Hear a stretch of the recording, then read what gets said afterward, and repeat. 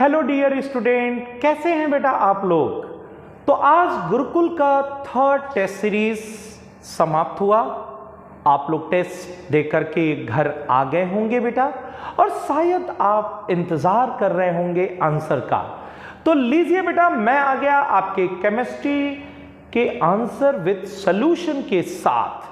तो बेटा आज आपके जो टेस्ट का टॉपिक था वो था फिजिकल केमिस्ट्री का मोल कॉन्सेप्ट। मोल कॉन्सेप्ट बेटा न्यूमेरिकल टॉपिक है, इससे मोस्टली न्यूमेरिकल पूछा जाता है। और आप जानते हैं बेटा, मोल कॉन्सेप्ट को मैंने 3 पार्ट में आपको डिवाइड कर दिया था। पहला पोर्शन जो था mole, weight, volume, molecule, electron, proton, neutron, ions, valence electron, इन सबके रिलेशन पे बेस्ड था। दूसरा पोर्शन था स्टोइकियोमेट्री का, और तीसरा पोर्शन था बेटा आपके मॉलिक्यूलर फॉर्मूला और एम्पिरिकल फॉर्मूला का। तो चलिए बेटा आज के हम देखते हैं शानदार क्वेश्चंस।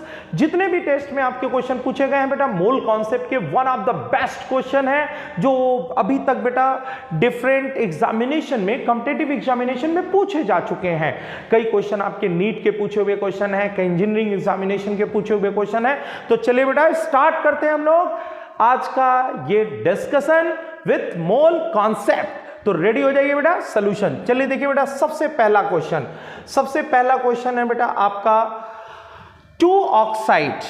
क्वेश्चन पढ़ेंगे बेटा फटाफट। देखिए बहुत अच्छा क्वेश्चन है, और ये क्वेश्चन भी बेटा कई बार का पूछा हुआ क्वेश्चन है। अब देखिए इसी को कई बार चेंज करता है। कह रहा है 2 oxide of metal contain 50% and 40%। इनके कहने का मतलब है बेटा कि मेटल के 2 ऑक्साइड हैं, ठीक, जिसमें एक जगह मेटल का परसेंटेज 50% है और दूसरा जगह मेटल का परसेंटेज जो है 40% है।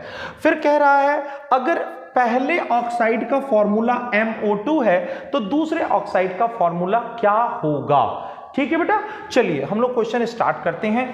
मैंने माना बेटा जो फर्स्ट ऑक्साइड है उसमें मेटल का अगर परसेंटेज 50% है तो इसका मतलब जो भी ऑक्सीजन होगा उसका परसेंटेज भी कितना होगा, 50%। इसी तरह बेटा अगर मान लीजिए मैं सेकेंड ऑक्साइड की बात करता हूं तो सेकेंड ऑक्साइड में मेटल का परसेंटेज अगर 40% है तो ऑक्सीजन का परसेंटेज जो होगा वो 60% होगा। हमारे 2 ऑक्साइड है और दोनों ऑक्साइड के परसेंटेज यहां पर मैंने लिख दिया। फिर कह रहा है कि जो पहला ऑक्साइड है इसका फॉर्मूला है MO2। चलो बेटा ठीक है, हम इसका जो है जैसे नॉर्मल तरीका मैंने आपको बताया था एम्पिरिकल और मॉलिक्यूलर फार्मूला निकालने का, कि जो भी बेटा परसेंटेज दिए होते हैं, परसेंटेज का मतलब क्या है बेटा, अगर ये 100 ग्राम हो तो इसमें कितना है, ये 40 ग्राम है, और यहां पर ये 100 ग्राम हो तो ये कितना है, 60 ग्राम है। सबसे पहले हम लोग निकालते थे मोल रेशियो, और मोल रेशियो निकालने के लिए बेटा हमें जरूरत है इसके एटॉमिक वेट की। बेटा इसका तो एटॉमिक वेट हमें पता है कितना है, 16, लेकिन इसका एटॉमिक वेट पता नहीं है। अगर कहीं से इस एलिमेंट का हमें एटॉमिक वेट पता चल जाए तो सीधे बेटा इसका हम फॉर्मूला फाइंड कर सकते हैं। यानी कि अब हमें जरूरत है इसके एटॉमिक वेट की, और इसका एटॉमिक वेट कहां से फाइंड होगा, तो बेटा इसका एटॉमिक वेट हम लोग फाइंड करेंगे यहां से। देखिए कैसे बेटा, हमें इसका फॉर्मूला पता है MO2। फॉर्मूला इसका क्या है, MO2। मैं आपसे कहूं कि परसेंटेज ऑफ मेटल बताइए तो आप क्या लिखोगे, percentage of metal is equal to weight of metal upon total weight, यही लिखेंगे। चलिए परसेंटेज ऑफ मेटल कितना दिया है, 50%, दिस इज 50 अपॉन 100, और वेट ऑफ मेटल सपोज हमने x मान लिया तो x, and this is x plus 32। अब यहां से बेटा इसको सॉल्व करोगे तो ये हो जाएगा 1/2, और यहां से आ जाएगा बेटा x upon x plus 32 is equal to 1/2, this is 2x is equal to x plus 32, यानी x is equal to 32। x equal to 32 आ गया, मतलब हमारा काम जो था वो आसान हो गया बेटा। अब हमें जिसकी तलाश थी वो मिल गया। हम तो चाह ही रहे थे बेटा कहीं से हमको जो है इसका एटॉमिक वेट मिल जाए, और हमें एटॉमिक वेट मिल गया इसका 32। तो बेटा यहां देखिए 40 था, इसका एटॉमिक वेट हो गया 32। तो सबसे पहले आप मोल रेशियो निकालोगे तो 40 upon 32, and this is 60 upon 16। अब इसको बेटा आप डिवाइड करिए। जब बेटा आप इसको डिवाइड करोगे तो डिवाइड करने के बाद जो है क्या क्या वैल्यू आ रही हैं, ये आ रहा है बेटा 1.25, दिस इज 1.25 आएगा एंड दिस इज 3.75। ये वैल्यू निकाल लिया एज यूजुअल, जैसे आप मॉलिक्यूलर फॉर्मूले का क्वेश्चन सॉल्व करते हैं। परसेंटेज दिया हुआ है, एटॉमिक वेट लिखते हैं, this percentage upon atomic weight करते हो, weight upon atomic weight means mole, यहां से आपको मोल मिल गया। इसके बाद आप क्या करते हो बेटा, आप सिंपल रेशियो निकालते हो और सिंपल रेशियो निकालने के लिए जो सबसे मिनिमम वैल्यू होती है उसी से डिवाइड करते हैं। और जब सबसे मिनिमम वैल्यू से डिवाइड करोगे 1.25, this is 1.25, you will get 1 and you will get 3, यानी MO3 is the answer। क्या आपको कहीं ऑप्शन में दिख रहा है बेटा MO3? जी हाँ, B option is the correct answer. तो देखिए बेटा ये क्वेश्चन बहुत अच्छा था लेकिन थोड़ा सा लेंदी था। इसमें कुछ नहीं करना था बेटा, आपको देखिए टू ऑक्साइड ऑफ मेटल, दो मेटल के ऑक्साइड थे जिसमें दोनों मेटल का परसेंटेज दिया हुआ था, जिसमें एक का जो है फॉर्मूला दे दिया था और दूसरे का पता लगाना था। तो पहले वाले फॉर्मूले से हम लोग मेटल का एटॉमिक वेट फाइंड करेंगे और जब आपको एटॉमिक वेट मिल जाएगा तो दूसरे फॉर्मूले में यूज करके आप उसका फॉर्मूला क्या करेंगे, फाइंड कर लेंगे। तो ये था बेटा आपका पहला क्वेश्चन। आप स्क्रीनशॉट लेना चाहते हैं बेटा तो इसका स्क्रीनशॉट ले लीजिए। चलिए बेटा आगे चलते हैं हम लोग अगले क्वेश्चंस पे, ठीक है। देखिए नेक्स्ट क्वेश्चन है बेटा, question what is 1 AMU? AMU का मतलब क्या हुआ, अलीगढ़ मेडिकल यूनिवर्सिटी? नो बेटा no, it is the atomic mass unit. एकदम सिंपल सा कॉन्सेप्ट समझिएगा बेटा। 1 AMU का मतलब बोला क्या गया, 1 AMU का मतलब सीधे सीधे यही बोला गया था बेटा, 1 AMU is the mass of 1/12 of the carbon 12 का 1 एटम, ठीक है ना। कार्बन 12 के 1 एटम का 1/12 मास जो होगा वो 1 AMU कहलाएगा, ठीक है ना। 1/12 इसके हिसाब से तो बेटा आप आंसर सीधे लगाना चाहो तो सीधे लगा दोगे 1/12 ऑफ द कार्बन 12, कार्बन 12 के एक एटम का 1/12, ठीक है। लेकिन बेटा ये 1 AMU का कॉन्सेप्ट थोड़ा सा हम लोग समझेंगे, सीधे समझिए। जैसे मैं बोलूं 1 दर्जन और मैंने बोलूं मैंने बोला 1 दर्जन एप्पल और मैंने 1 एप्पल, बस ऐसा ही कुछ अंतर बेटा यहां पर है। मैं बोलूं यहां पे जैसे लिखूं नाइट्रोजन का मैंने लिखा 14 ग्राम और यहां पे लिखा मैंने 14 AMU, बस बेटा यहीं से समझ लो ये जो 14 ग्राम है वो 1 मोल नाइट्रोजन का वेट है और ये 14 AMU जो है एक नाइट्रोजन का वेट है, एक नाइट्रोजन का वेट, 1 मोल नाइट्रोजन का वेट हो गया 14 ग्राम और एक नाइट्रोजन का वेट जो हो गया 14 AMU जहां भी लगे, जैसे लिखा है 16 ग्राम ऑक्सीजन, तो 1 मोल ऑक्सीजन का वेट है, मतलब N0 ऑक्सीजन एटम का वेट जो होगा वो 16 ग्राम होगा। और मैंने लिखा 16 AMU का मतलब हुआ 1 ऑक्सीजन एटम का वेट। उसी तरह समझिए बेटा, जैसे मैंने बोला 1 दर्जन और मैंने बोला 1 दर्जन एप्पल, 1 दर्जन एप्पल का मतलब 12 एप्पल और 1 एप्पल का मतलब सिंगल एप्पल। तो ऐसे ही समझ लीजिए बेटा, मैंने यहां लिखा होता सोडियम का यहां लिखा 23 ग्राम और यहां लिखा 23 AMU। अब यहां पर देखो 23 ग्राम का मतलब होगा this is the weight of 1 mole sodium. 1 mole sodium में क्या हो गया, N0 एटम का जो वेट होगा वो कितना होगा 23 ग्राम और सिंगल एक सोडियम एटम का जो वेट होगा वो कितना होगा 23 AMU। तो AMU जहां भी लगा होता है बेटा, अगर लिखा है हीलियम के लिए 4 AMU तो हीलियम के एक एटम का वेट है, और ऑक्सीजन के लिए 16 AMU मतलब ऑक्सीजन के एक एटम का वेट है, नाइट्रोजन के लिए 14 AMU मतलब नाइट्रोजन के एक एटम का वेट है। अगर मान लीजिए सोडियम के लिए लिखा हुआ 23 AMU तो सोडियम के एक सिंगल एटम का वेट है। बात समझ रहे हैं बेटा? तो ये बेटा आपके सिंगल एटम का वेट जो होता है वो AMU में हम लोग रिप्रेजेंट करते हैं। चलिए बेटा अब आते हैं बेटा हम लोग अगले क्वेश्चन पे। देखिए बेटा अगला क्वेश्चन है मेरा 1 मोल CH4 कंटेन 1 मोल CH4। चलो बेटा जरा पहले हम दिखा देते हैं बेटा, पहले 1 मोल CH4 का मतलब क्या हुआ। अगर बेटा आप 1 मोल CH4 की बात कर रहे हो तो 1 मोल CH4 में हम कह सकते हैं कि 1 मोल कार्बन एटम होंगे, इसी तरह बेटा 4 मोल हाइड्रोजन एटम होंगे। बेटा देखो CH4 है ना, ये मोल के रिस्पेक्ट में बोलोगे तो एक मोल में एक मोल कार्बन एटम, एक मोल में 4 मोल हाइड्रोजन एटम। तो एक मोल कार्बन एटम का मतलब क्या हुआ, N0 एटम ऑफ कार्बन, और इसका मतलब हुआ 4 into N0 atom of hydrogen.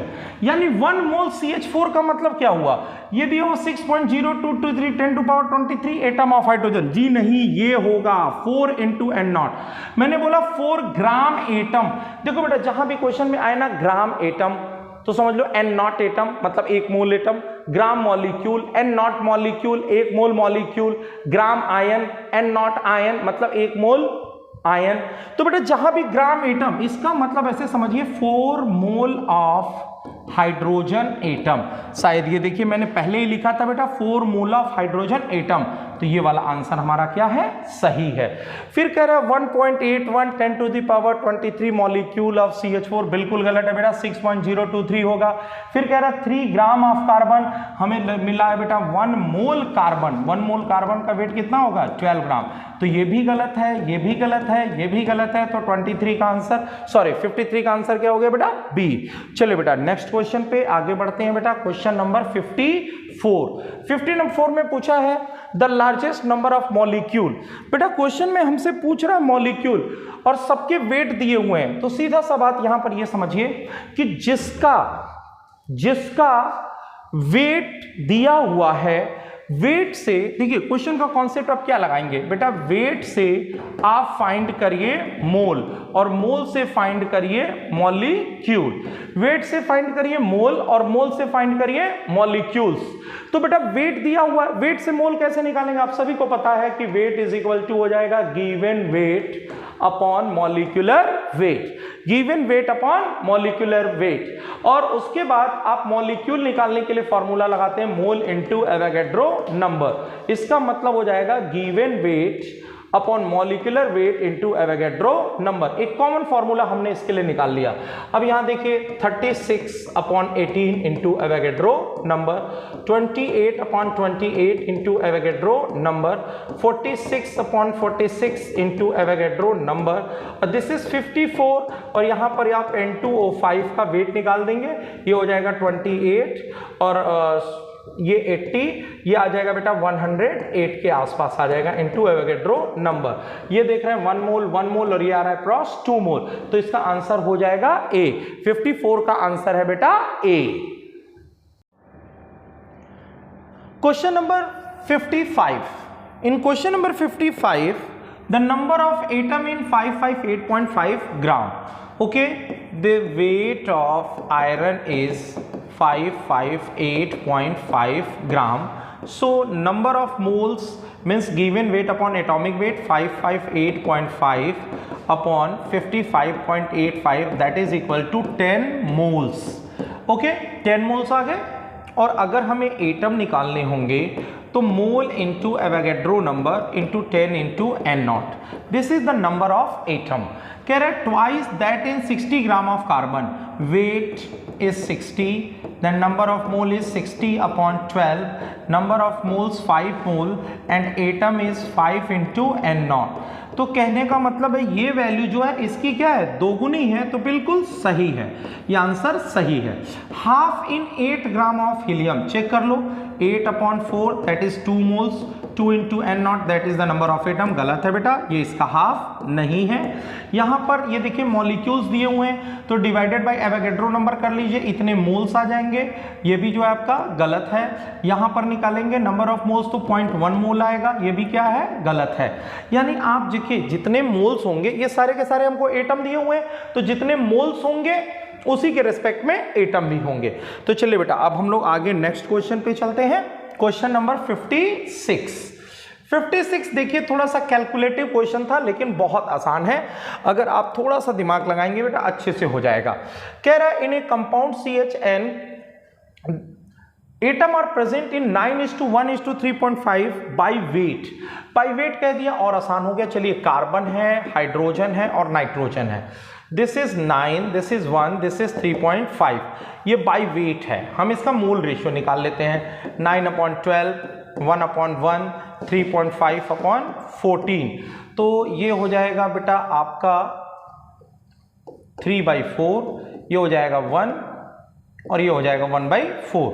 अब इसमें जो है कि ना बेटा जो सबसे मिनिमम वैल्यू हो उस सबसे मिनिमम वैल्यू से इसको क्या करिए आप डिवाइड कर दीजिए। अब सबसे मिनिमम वैल्यू से डिवाइड करने का मतलब है, या मैं इसको 4 से क्या कर दूं, मल्टीप्लाई कर दूं सबको। मैंने इसको 4 से मल्टीप्लाई कर दिया इसको होल नंबर में कन्वर्ट करने के लिए, तो ये हो गया 3, ये हो गया 4 और ये हो गया 1। ठीक है बेटा, तो अभी जो फॉर्मूला बना C3H4 और N, this is the empirical formula, और यहां से निकालिए एम्पेरिकल वेट, देन 12 × 3 1 × 4 + 14, ये हो जाएगा 36 + 4 + 14 = 54। This is the empirical weight. अब आप जानते हैं बेटा N = molecular weight upon empirical weight. ये देखिए क्वेश्चन में 108 दिया हुआ है, 108 upon 54 that is equal to 2।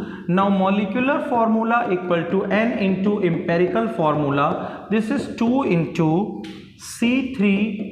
C3H4N, finally the formula is C6H8N2. This is the molecular formula C6H8N2। the answer is C। C answer जो है वो क्या है, करेक्ट है बेटा। आप देखिए बिल्कुल कुछ नहीं करना था, बाई वेट दिया था, एटॉमिक वेट से डिवाइड किया, मैंने होल नंबर में कन्वर्ट किया, या मैं एम्पेरिकल फॉर्मूला मिला, फिर मैंने एम्पेरिकल वेट निकाला, फिर N की वैल्यू निकाली, molecular weight upon empirical weight करके N की वैल्यू निकलने के बाद हमने निकाल दिया मॉलिक्यूलर फॉर्मूला। चलिए बेटा आते हैं अगले क्वेश्चन पे, question number 57। 4 1-liter flasks are separately filled with the gases H2, helium, O2, O3, same temperature and pressure, the ratio of total number of atoms। बेटा एवोगैड्रो हाइपोथेसिस के अकॉर्डिंग कहा गया था equal volume of gases contain the equal number of molecules. ठीक है ना, equal moles, equal molecules, equal volumes, ऐसे बोला गया था। लेकिन यहां पर नंबर ऑफ एटम की बात कर रहा है, तो यहां पर आप चेक कर सकते हो नंबर ऑफ एटम्स में कोई दिक्कत नहीं है बेटा। चलिए कोई दिक्कत नहीं है, हम लोग आ जाते हैं फिर से अपने क्वेश्चन पे उसी।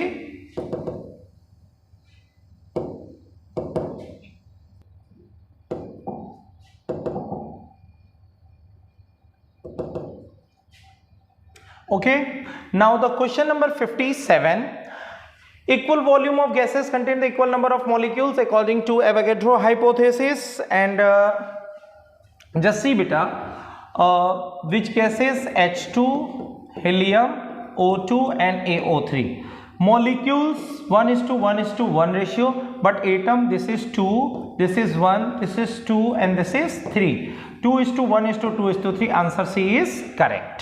Okay, now see the question number 58, a gaseous mixture contain oxygen and nitrogen in the ratio by weight. Oxygen is 1 and nitrogen is 4.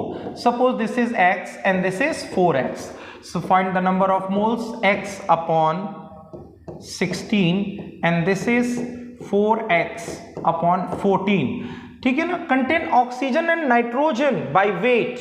बेटा यहां पर आप देखिएगा, थोड़ा सा ध्यान रखिएगा, हम ऑक्सीजन है, ऑक्सीजन में अगर आपने 16 लिया तो बेटा 16 नहीं हो सकता क्योंकि ऑक्सीजन गैस है, यानी इंटू 2, एंड नाइट्रोजन भी क्या है, गैस है।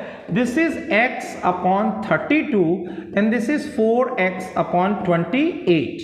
ये हो गया बेटा इनका मोल्स, और जब मॉलिक्यूल निकालना होगा तो divided by multiply with Avogadro number. अब इन दोनों का रेशियो ले लीजिए, n0 cancel, x cancel, 1/32 into 28/4, so 4 7/32, so answer C is correct.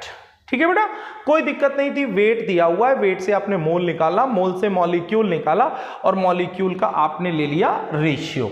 Okay, now question number 59, under the similar condition of two gases have the same number of molecules, they must have equal volume। अभी जो मैंने Avogadro law की बात की बेटा वही आएगा, have the equal volume।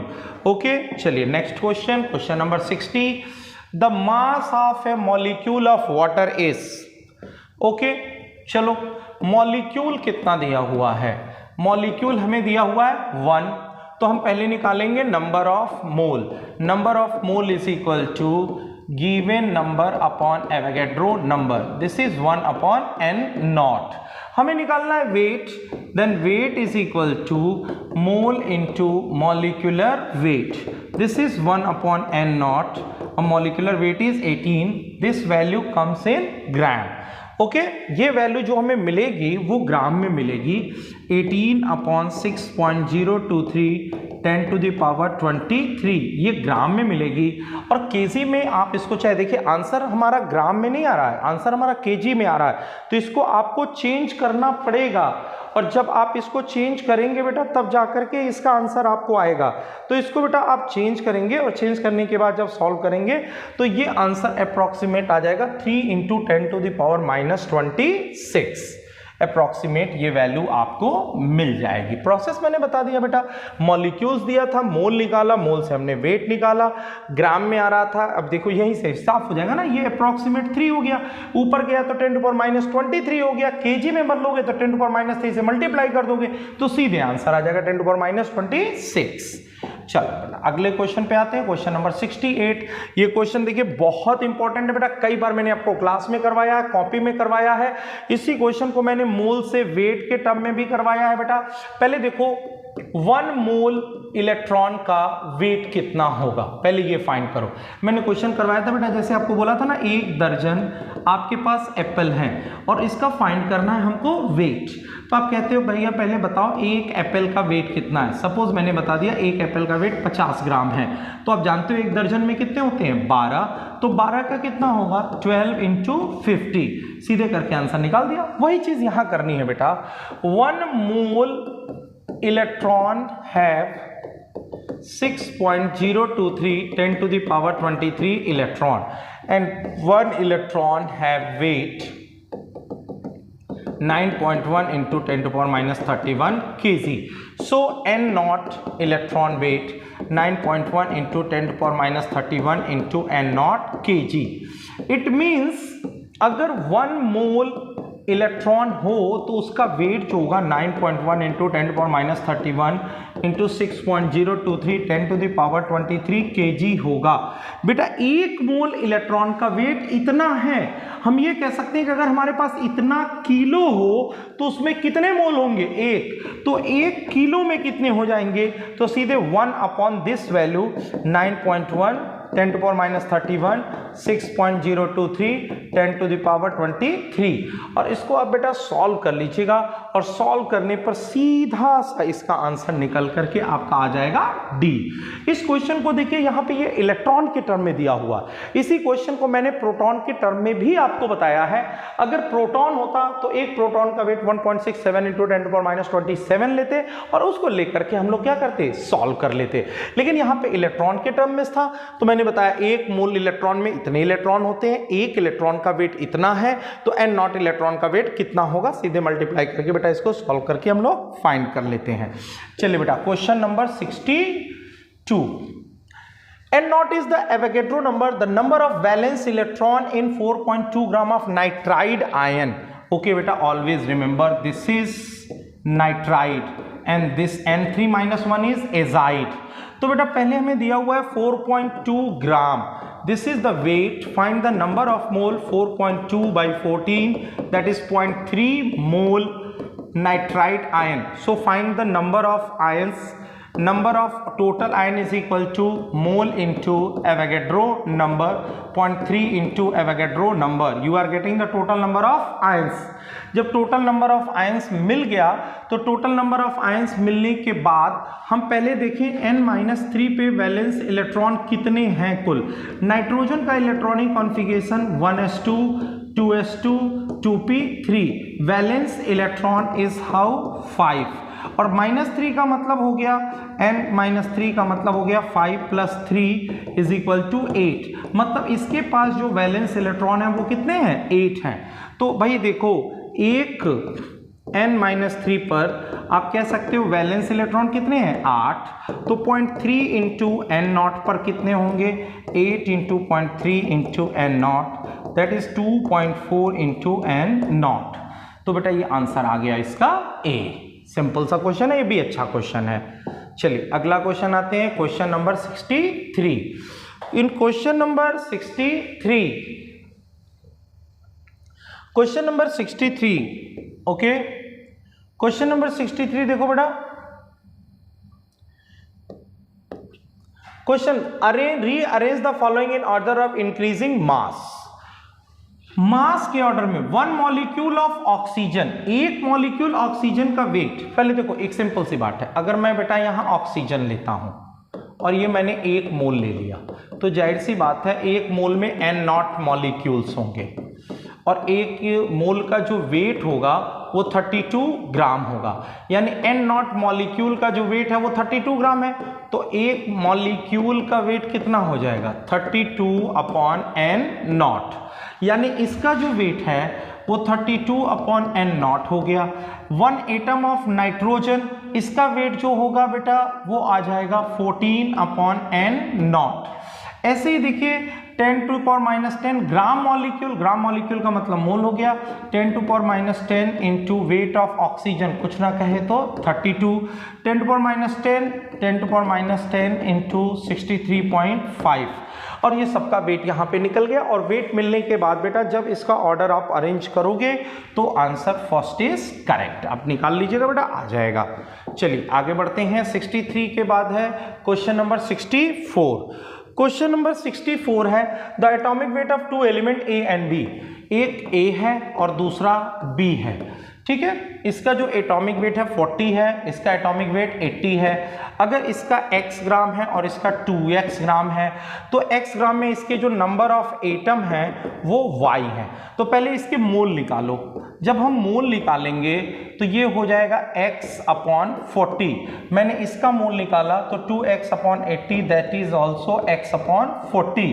बेटा जब दोनों के मोल इक्वल्स आ गए, मोल इक्वल आने के बाद जब हम एटम निकालेंगे तो x upon 40 into N naught, और इसके भी होंगे x upon 40 into N naught, यानी इसके एटम और इसके एटम दोनों के एटम क्या रहे हैं, सेम। और क्वेश्चन में साफ साफ दिया है कि ए के एटम कितने हैं, y, तो b के भी एटम कितने होंगे, y। बहुत इजी और ट्रिकी क्वेश्चन था बेटा, कुछ नहीं करना था, दोनों का मोल निकाला हमने, दोनों का एटम निकाला, दोनों के एटम सेम है, और पहले का बोला अगर y एटम तो दूसरे के भी कितने होंगे, y एटम। चलिए बेटा okay, now come to question number 65। If the density of water is 1 gram per centimeter cube, then volume occupied by the 1 molecule of water। Very good बेटा, यहां पर सबसे पहली बात ये ध्यान दीजिएगा बेटा, वाटर लिक्विड है और इसके लिए 22.4 लीटर यूज नहीं होता है, क्योंकि 22.4 litre is only use for gas, because this value comes from the ideal gas equation and that ideal gas equation is only and only use for gas. Okay, तो सबसे पहले देखिए बेटा, हमें दिया हुआ 1 मॉलिक्यूल्स, क्वेश्चन में दिया है मॉलिक्यूल जो है 1 है, तो यहां पर मोल ऑफ वाटर जब आप निकालोगे तो आएगा बेटा given number upon Avogadro number, then 1 upon कितना हो गया, एन नॉट मोल्स, मोल आ गया।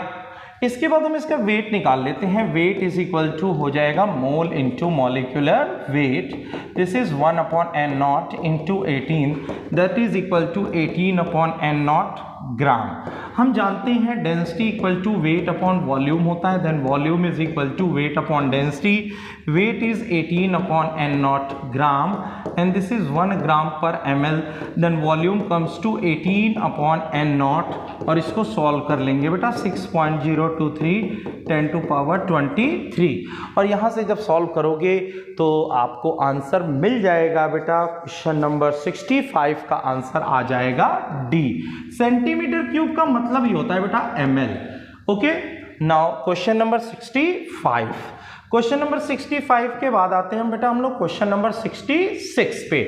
अब देखिए क्वेश्चन नंबर 66 क्या कर रहा है, 12 gram of magnesium completely react with acid. Suppose बेटा ये मैग्नीशियम है और ये एसिड से रिएक्ट कर रहा है तो बनाएगा MgCl2 एंड H2। बेटा इसका आपको दिया हुआ है 12 ग्राम, यानी नंबर ऑफ मोल्स निकालेंगे 12/24 that is equal to half mole. आपको क्लियर कट दिख रहा है कि इसके 1 मोल से इसका 1 मोल हाइड्रोजन बन रहा है, तो बेटा अगर इसका हाफ मोल हो तो इसका कितना मोल होगा, हाफ मोल, और हाफ मोल का जो वॉल्यूम होगा then volume is equal to mole into 22.4 litre, half into 22.4 litre आ जाएगा 11.2। Answer B is correct. Very good. चलिए आगे बढ़ते हैं हम लोग। क्वेश्चन नंबर 66 के बाद है क्वेश्चन नंबर 67। क्वेश्चन नंबर 67 बेटा देखिए, 4NH3 plus 5O2 change into 4NO plus 6H2O when 1 mole of ammonia and 1 mole of O2 are made to react completely। चलो बेटा पहले हम रिएक्शन लिखते हैं क्योंकि ये लिमिटिंग रिएजेंट पे बेस्ड है। 4NH3 5O2 4NO plus 6H2O, given mole is 1 and 1। मैंने आपको लिमिटिंग रिएजेंट का ट्रिक बताया था गिवन मोल अपॉन स्टाइक्योमेट्री करने के लिए।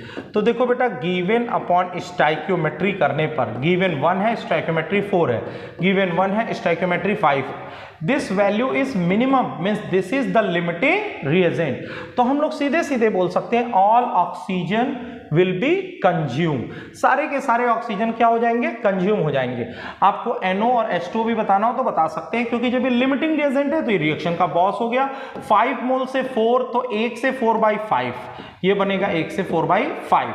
ऐसे बेटा इन द सेम वे 5 मोल से ये 6 बन रहा है, 1 से बनेगा 6/5। इनके मोल्स भी कितने बनेंगे ये आप बता सकते हो। चलिए बेटा आगे आते हैं question number 68। When the same amount of zinc treated with separately with the excess of sulfuric acid and excess of sodium hydroxide, then ratio will be। चलिए बेटा इसके रिएक्शन लिख लेते हैं। आप जानते हैं बेटा जिंक जब H2SO4 से रिएक्ट करेगा तो ये बनाएगा जिंक सल्फेट प्लस H2।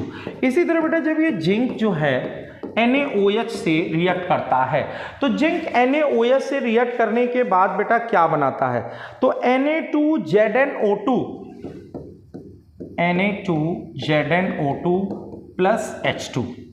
अब यहां पर देखिए बेटा रिएक्शन आप जो है बैलेंस कर लीजिएगा, ठीक है। और आप देख रहे हैं जिंक जब दोनों से एक्सेस में रिएक्ट कर रहा है तो 1 मोल H2 और 1 मोल यहां पर भी H2 बना, तो आंसर क्या हो गया 1:1। ओके चलिए नेक्स्ट क्वेश्चन 68 के बाद जो है question number 69। Calculate the weight of lime obtain by the heating 200 kg of 95% pure lime. पहली बात तो ये देखो बेटा कैल्शियम कार्बोनेट को जब हम हीट करते हैं तो बनता CaONCO2। अब कैल्शियम कार्बोनेट से ये कितना बन रहा है ये मुझे बताना है।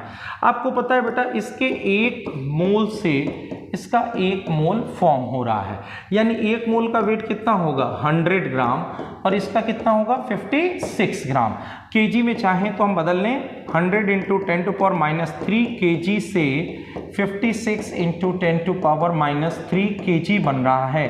तो 1 kg से कितना बनेगा 56 इंटू 10⁻³ अपॉन 100 इंटू 10⁻³ kg। अब हमें बोला है ना कि 200 kg का 95% प्योर, ठीक है ना, तो ये बेटा आपका हो जाएगा 190 kg। तो हमें बताना 190 kg से कितना फॉर्म होगा, तो सीधे हो जाएगा बेटा 56/100 इंटू 190 kg। और इसको आप लोग बेटा सॉल्व करेंगे तो सॉल्व करने के बाद जो है बेटा इसका आंसर आ जाएगा अप्रॉक्सीमेट जो है 106 kg के आसपास आ जाएगा और इसको आप लोग बेटा फाइंड कर लेंगे, ठीक है। चलिए क्वेश्चन नंबर 69 के बाद क्वेश्चन नंबर, इसके बाद ऑर्गेनिक के क्वेश्चन है बेटा। इसके बाद आ जाते हैं हम लोग सीधे क्वेश्चन नंबर 86 पे। कह रहा है if 1/1/2 mole 1.5 mole of oxygen combined with aluminium to form Al2O3, the weight of aluminium used in the reaction। तो चलिए पहली बात तो देखिए 2Al plus 3/2O2 change into 2Al2O3, ठीक है, या सीधे हो गया बेटा 2Al 3O2 रिएक्शन सही है। यहां पर देख रहा है बेटा कह रहा है कि 1.5 मोल O2 हो तो कितना मोल ऑक्सीजन कंज्यूम हो रहा है 2 मोल कंज्यूम हो रहा है और 2 मोल का वेट कितना हो जाएगा, weight is equal to 2 into 27 that is equal to 54 gram. तो 86 का आंसर आ जाएगा बेटा 54। Question number 87। क्वेश्चन नंबर 87 में आपको रिएक्शन पहले लिखिए, रिएक्शन लिखते हैं बेटा इसका, BaCl2 plus Na3PO4 change into NaCl Ba3PO4 twice. अब चलिए बेटा पहले तो आप इस रिएक्शन को बैलेंस करिए, आप सभी लोग ट्राई करिए बेटा इस रिएक्शन को बैलेंस करने के लिए।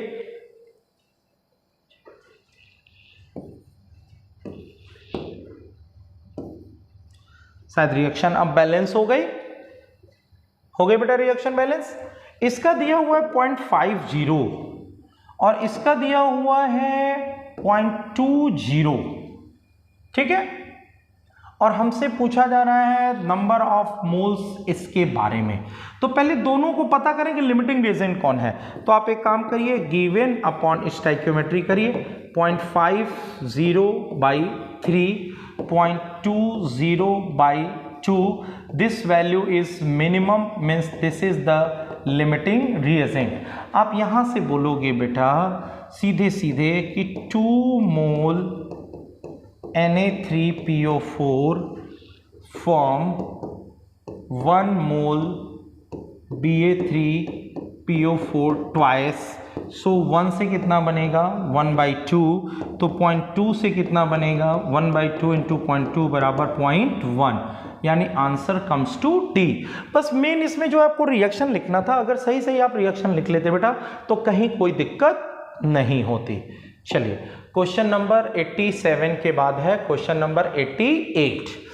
क्वेश्चन नंबर 88 में क्या बोल रहा है बेटा, 1.12 ml of gas is produced by the reaction of 4.12 milligram of alcohol with methyl magnesium iodide, the molecular mass of alcohol will be.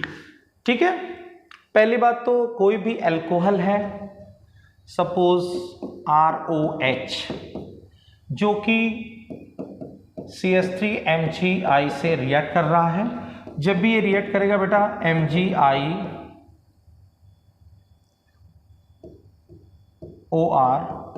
और ये बनेगा CH4, यही आपकी रिएक्शन चलेगी। अब क्वेश्चन में बोलना है कि 1.12 ml गैस यानी 1.12 ml, आप देख रहे हैं इसके 1 मोल से ये जो अल्कोहल है वो 1 मोल है और इसका वेट जो हमें दिया है 4.12 मिलीग्राम है, तो 4.12 इंटू 10⁻³ ग्राम कर लेते हैं। तो जाहिर सी बात है इसके 1 मोल में इसका 1 मोल रिएक्ट कर रहा है और 1 मोल का जो वेट होगा वो इसके मॉलिक्यूलर वेट के बराबर ही होगा।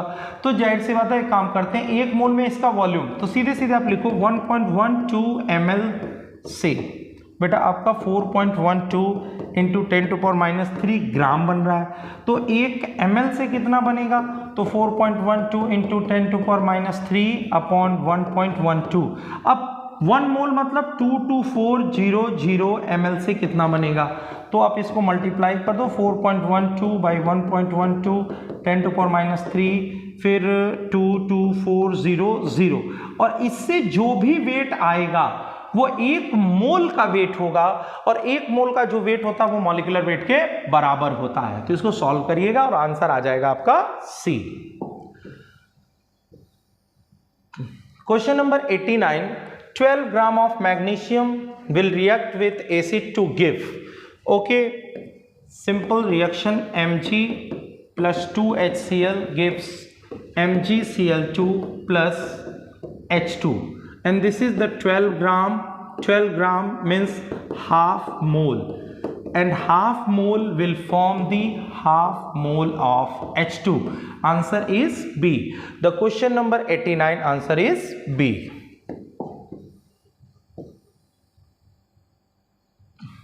Question number 90, that is based on limiting reagent H2 plus Cl2 change into 2HCl. This is 22.4 liter, this is 11.2 liter. number of moles 22.4 is equal to 1, 11.2 by 22.4 that is half mole। फिर reaction को आप एक बार फिर से लिख लीजिए, H2 plus Cl2 change into 2HCl, this is 1 mole and this is 0.5 mole। फिर आप गिवन अपॉन स्टाइक्योमेट्री करिए तो 1/1 0.5/1, this value is minimum, means this is the limiting reagent. It means कि 1 मोल Cl2 फॉर्म 2 मोल HCl। 1 मोल Cl2 से कितना बन रहा है? 2, तो 0.5 से कितना बनेगा? 2 into 0.5 is equal to 1 mole HCl। then answer comes to A। okay, now see the question number 91। question number 91 that is based on limiting reagent। okay, reaction लिखते हैं बेटा, Mg plus O2 2Mg plus O2 change into 2MgO। this is 1 gram, this is 0.656 gram। first of all find the number of moles, then number of moles is equal to 1/24, here the number of moles equal to 0.56/32। दोनों के जब moles निकल गए तब आप करिए given mole upon stoichiometry, this is given mole and stoichiometry is 2, तो आ जाएगा 1/12 एंड दिस इज गिवन मोल और स्टाइकियोमेट्री 1 है, तो यहाँ से ये पता चल गया ये हमारा क्या हो गया? Limiting reagent. ये तो पता चल गया कि लिमिटिंग रिएजेंट है। अब हमसे पूछ रहा है which reactant is left in excess, तो एक चीज तो पता चल गया, ये पूरा कंज्यूम हो जाएगा, पूरा का पूरा क्या हो जाएगा? कंज्यूम हो जाएगा, ठीक है ना। और यही वाला जो है वो लेफ्ट होगा, और कितना लेफ्ट होगा? तो एक इतिहास देखिए, 1 मोल O2 फॉर्म 2 मोल मैग्नीशियम, सो 0.56/32 से कितना बनेगा? तो 2 into 0.56/32 मोल मैग्नीशियम। और टोटल मोल मैग्नीशियम के कितने हैं? Total mole of magnesium is 1/24, so left कितना हो गया?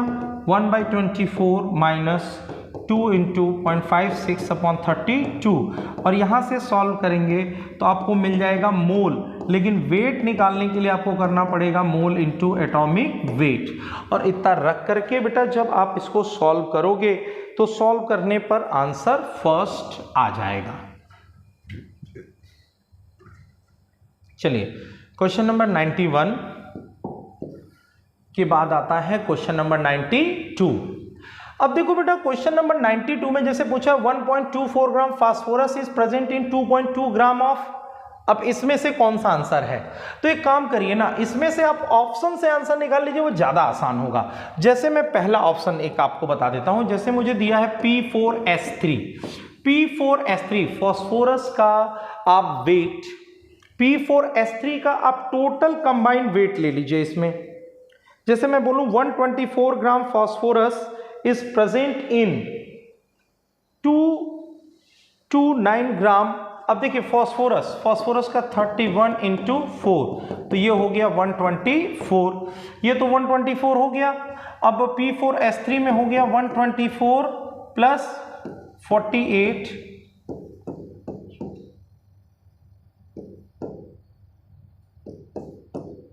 P4S3, सॉरी बेटा ये देखिए यहाँ पे गड़बड़ हो गया है, ये हो गया 124 और ये 32 into 3 96, ऐड कर दीजिए 220। तो आप ऐसे कर सकते हो कि 220 ग्राम P4S3 में, ठीक है ना, आपका 124 ग्राम फास्फोरस है, ठीक है ना। तो अगर 2.2 हो तो उसमें कितना होगा? 124 अपॉन 220 into 2.2, और सॉल्व करोगे तो आएगा 1.24 ग्राम ऑफ फॉस्फोरस। यानी इस आंसर पे क्या है, ये सही है। ये आंसर क्या है बेटा आपका, सही है। ठीक है, देखिए अब यहां पे देखिए इस क्वेश्चन को एक बार हम फिर से बता दे रहे हैं बेटा। देखो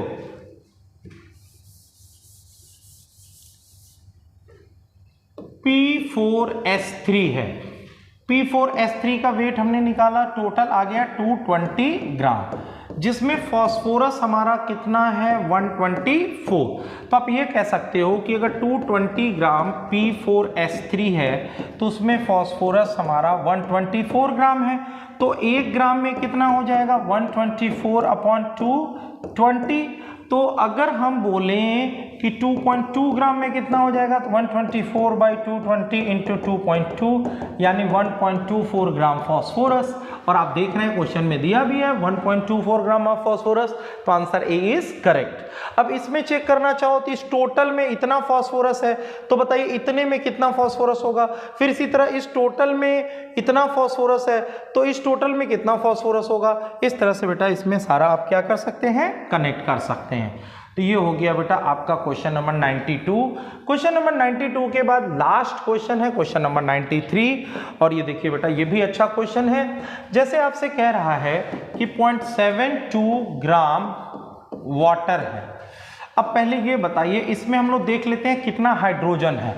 अगर टोटल वेट 18 ग्राम H2O है तो हम ऐसे लिख सकते हैं 18 ग्राम H2O contain 2 gram of hydrogen. तो एक में कितना हो जाएगा 2/18। तो 0.72 में कितना हो जाएगा 2/18 इंटू 0.72। ठीक है, ये आ जाएगा 0.08 ग्राम ऑफ H2। ठीक, इतना हाइड्रोजन का वेट आ गया। इसी तरह बेटा आप इसमें निकाल सकते हो कि अगर 44 ग्राम ऑफ CO2 है तो उसमें 12 ग्राम आपका कार्बन है। एक में कितना होगा 12/44, तो हमें दिया 3.08, तो इतने में कितना होगा 12/44 इंटू 3.08। इतना सॉल्व करोगे तो अप्रॉक्सीमेट 0.84 के आसपास इसमें आपका आंसर आ जाएगा। 0.84 आएगा बेटा, इसको सॉल्व करेंगे तो ये आ जाएगा 0.84। ठीक है, 0.84 ग्राम ये आ गया। अब यहां पर देखिए थोड़ा सा किनारे आते हैं, कार्बन और हाइड्रोजन ये आया 0.08, ये आ गया 0.84। अब दोनों को एटॉमिक वेट से हमने डिवाइड कर दिया। एटॉमिक वेट से डिवाइड करने पर ये 0.08 आया, ये 0.07 आया। तो कार्बन का 0.08 और हाइड्रोजन का 0.07, इसको 10 से मल्टीप्लाई कर दो तो इसके एटम मोल हो गए 8 और इसके हो गए 7, यानी फार्मूला C8 सॉरी बेटा यहाँ देखिए गड़बड़ हो गया, ये हाइड्रोजन है और ये क्या है हमारा कार्बन है। तो कार्बन के क्या आ रहे हैं 7 आ रहे हैं और हाइड्रोजन के देखिए ये हमारा कार्बन है और ये हमारा क्या है हाइड्रोजन है। ठीक है, एक बार फिर से इसी को कर देते हैं बेटा, कंफ्यूज मत होइए, फिर से देख लीजिए। जैसे आपने निकाला ना हाइड्रोजन के आगे 0.08, कार्बन के आगे 0.07, इसको मैंने 10 से मल्टीप्लाई कर दिया, होल नंबर में कन्वर्ट करने के लिए 8 हो गया 7 हो गया, C7H8 फॉर्मूला आ गया बेटा। ये आंसर डी जो है वो हमारा करेक्ट है। तो इसमें देखिए बेटा हमने दोनों में कार्बन और हाइड्रोजन का वेट निकाला है और इसको फाइंड कर लिया। तो देखिए बेटा ये आज आपका मूल कॉन्सेप्ट का जो था सारे क्वेश्चन का डिस्कशन था। सारा क्वेश्चन बेटा आपने देख लिया। कैलकुलेटिव पोर्शन था, कैलकुलेशन लंबा था बेटा, तो थोड़ा सा बेटा कैलकुलेशन में आपको पेपर लंबा लगा होगा, थोड़ी सी कैलकुलेशन में कहीं आपको दिक्कत भी आई होगी, लेकिन ये सारे के सारे बेटा मूल कॉन्सेप्ट के one of the best questions थे बेटा। अब देखिए इसको बेटा घर पर जा करके आप लोग क्वेश्चंस की अच्छे से प्रैक्टिस करिएगा बेटा। और देखिए पेपर में बार बार कहता हूं बेटा हर तरह के पेपर की प्रैक्टिस करिए। ऐसा नहीं है कि बहुत इजी क्वेश्चंस ही जो है आप पेपर में प्रैक्टिस करिए बेटा, हर तरह के क्वेश्चन की प्रैक्टिस करके ही आपको एग्जाम में जाना। हम ये प्रैक्टिस कर रहे हैं और प्रैक्टिस हमारा खूब टफ से टफ होना चाहिए। जितना टफ प्रैक्टिस करके एग्जाम में जाए उतना ही अच्छा है। अब यह नहीं कि हमारे एग्जामिनेशन में अगर नंबर कम आ जा रहे हैं तो उससे हम बहुत परेशान हो जाए। नंबर कितना भी आए बेटा उससे कोई मतलब नहीं है। हमें सबसे ज्यादा जरूरी है हमारी जो कमियां हैं, जो दिक्कतें रह जा रही हैं, जो परेशानियां एग्जामिनेशन में आ रही है, जैसे एग्जामिनेशन फोबिया हो गया, ओएमआर शीट फिलिंग मिस्टेक हो रही है, या फिर पेपर में क्वेश्चन कम अटेम्प्ट कर पा रहे हैं, या कौन सा कॉन्सेप्ट कमजोर हो जा रहा है, कौन सा कॉन्सेप्ट वीक रह जा रहा है, उन सब चीजों पे हमें फोकस करने की जरूरत है बेटा। हमें बिल्कुल परेशान नहीं होना है। जो भी टॉपिक आपको लगता है कि टॉपिक अच्छे से ग्रिप में नहीं हो पाया, उस पर और ज्यादा मेहनत करने की जरूरत है। और अब देखिए बेटा, अब टाइम आ गया है आपका एकदम बिल्कुल पिक पे काम करने का। अब जो है देखिए, आपके सारे चीजें एकदम किनारे कर दीजिए बेटा। अब वो समय आ गया है जिस पे आपको अपना हाईएस्ट एफर्ट लगा देना है। तो ये समय वो चल रहा है बेटा जब आपको अपना हाईएस्ट एफर्ट लगा के चलना है। नंबर के पीछे मत जाइए कि नंबर आपका कम आ रहा है, क्या हो रहा है, उससे कोई मतलब नहीं है। जो आप एफर्ट अपना लगा रहे हैं वो एफर्ट लगाते रहिए, आप अपनी मेहनत करते रहिए, टॉपिक को अच्छे से तैयार करते रहिए, क्योंकि नंबर ऑफ क्लासेस भी आपके बढ़ेंगे। तो देखिए बेटा, थोड़ा सा आपको अपना एफर्ट बढ़ाना है। और ये मत सोचिए कि सिलेक्शन नहीं होगा, सिलेक्शन जरूर होगा। अपने मन के अंदर निगेटिव थॉट्स मत लाइए, सारे पॉजिटिविटी रखिए और सारे टीचर से मिलते रहिए, लगे रहिए बेटा, सफलता आपको जरूर मिलेगी। एक बात हमेशा याद रखना बेटा, जिंदगी जीना आसान नहीं होता, जिंदगी जीना आसान नहीं होता, बिना संघर्ष के कोई महान नहीं होता। जिंदगी जीना आसान नहीं होता, बिना संघर्ष के कोई महान नहीं होता। जब तक ना पड़े हथौड़े की चोट, जब तक ना पड़े हथौड़े की चोट, पत्थर भी भगवान नहीं होता, पत्थर भी भगवान नहीं होता। वही पत्थर जो किसी नदी के किनारे पड़ा होता है उसकी कोई इंपॉर्टेंस नहीं होती है, लेकिन वही पत्थर जब हथौड़े की चोट खा करके एक मंदिर में तराश कर रख दिया जाता है तो उसकी इंपॉर्टेंस बढ़ जाती है, उसे भगवान की तरह पूजा की जाती है। हम रोज मंदिर में जाते हैं, अगरबत्ती कपूर फूल अर्पण करते हैं, पूजा अर्चना करते हैं, लेकिन वही पत्थर अगर मंदिर में या कहीं पहाड़ों पे होता है या नदी के किनारे होता है तो उसकी कहीं पूजा नहीं होती है।